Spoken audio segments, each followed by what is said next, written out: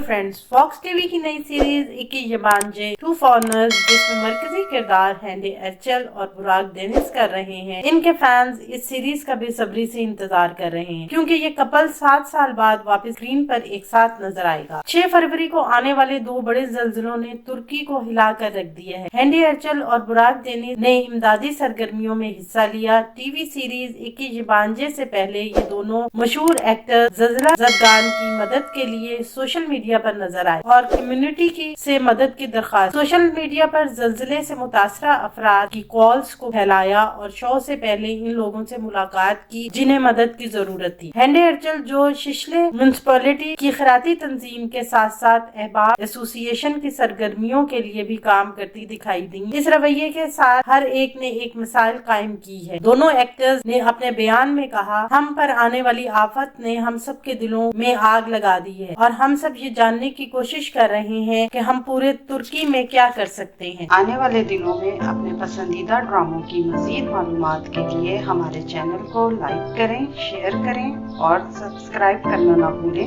शुक्रिया।